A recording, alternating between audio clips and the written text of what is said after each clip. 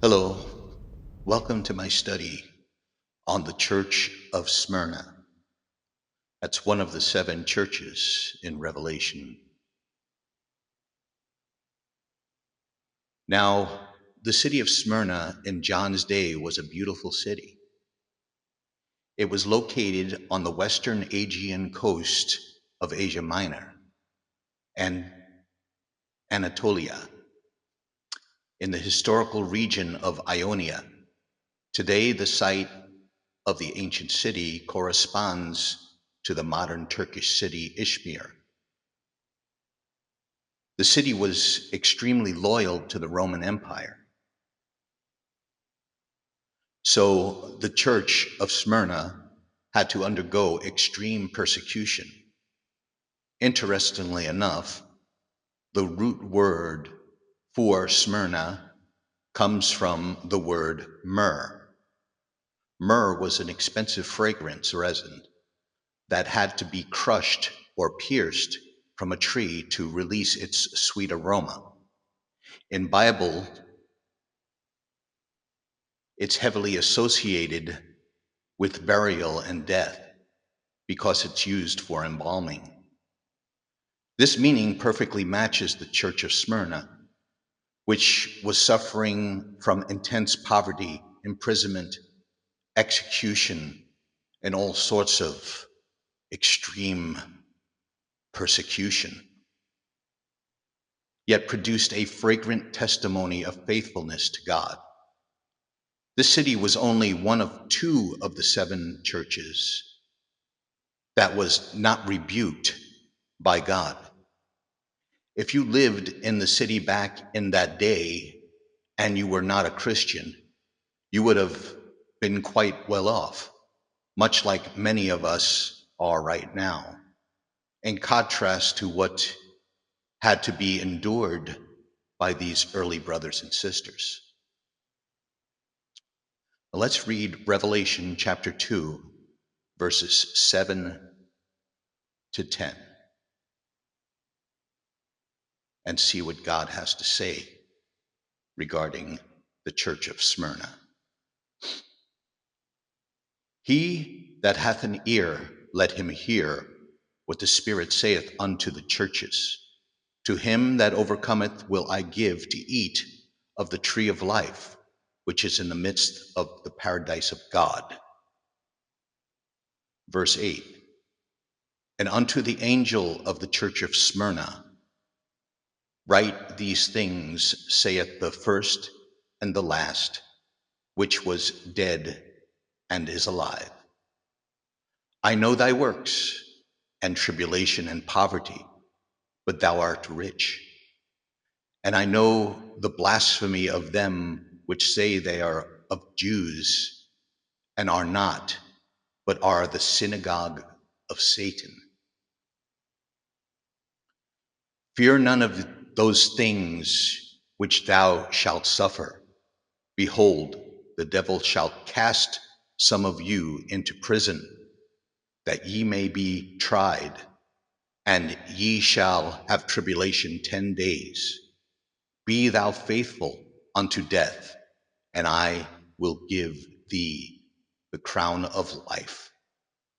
After the intense barrage of persecution by Emperor Nero, there came even worse persecution under Domitian. Domitian was a very cruel man, most likely embodied by Satan, according to what we had read in the scriptures, being that Jesus said that the devil will have you thrown into prison. And it was Domitian that threw John into prison. So by that we know that the devil embodied Emperor Domitian. In 1554, John Fox, while living in exile, published in Latin a book called Acts and Moments. In 1563, it was the first expanded edition in English that was published. The title was changed to the Fox's Book of Martyrs. There's a little bit on Domitian in chapter 1, which I would like to read. The second persecution under Domitian, AD 81. The Emperor Domitian, who was naturally inclined to cruelty, first slew his brother and then raised the second persecution against the Christians. In his rage, he put to death some of the Roman senators, some though malice, and others to confiscate their estates. He then commanded all the lineage of David to be put to death. Among the numerous martyrs that suffered during the persecution was Simeon, Bishop of Jerusalem, who was crucified, and St. John, who was boiled in oil and afterwards banished to Patmos after he survived. Flavia, the daughter of a Roman senator, was likewise banished to Pontius, and a law was made that no Christian, once brought before the tribunal, should be exempted from punishment without renouncing their religion. A variety of fabricated tales were, during this reign, composed in order to injure the Christians. Such was the infatuation of the pagan that if famine, pestilence, or earthquakes afflicted any of the Roman provinces, it was laid upon the Christians. These persecutions among the Christians increased the number of informers, and many, for the sake of gain, swore away the lives of the innocent.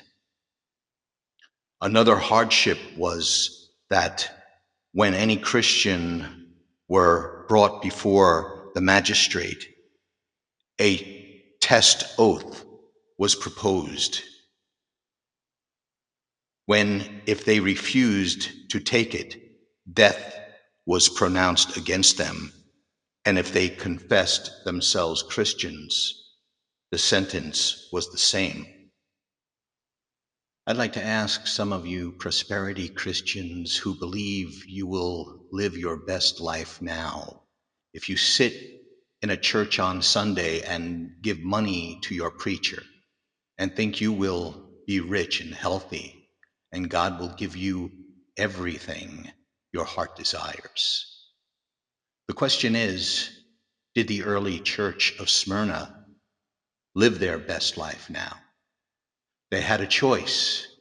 They could live their best life now or follow Jesus and live their best life later. Because if they lived their best life then, where would they be now? Another question, can a mere human undergo all this persecution and not crack? The answer is only with God's help. Without it, we couldn't do it. The only thing God asks is that we remain faithful, faithful to the end, and He will give us the crown of life. On Judgment Day, if you say, didn't we give money to our preacher? Didn't we hope for a new car? Didn't we desire to become rich? So that's why we served you. Now, where is my reward? If we say that, do you know what Jesus would say? Most truly I say unto you, you had your reward in full. Be gone into outer darkness, ye that works iniquity.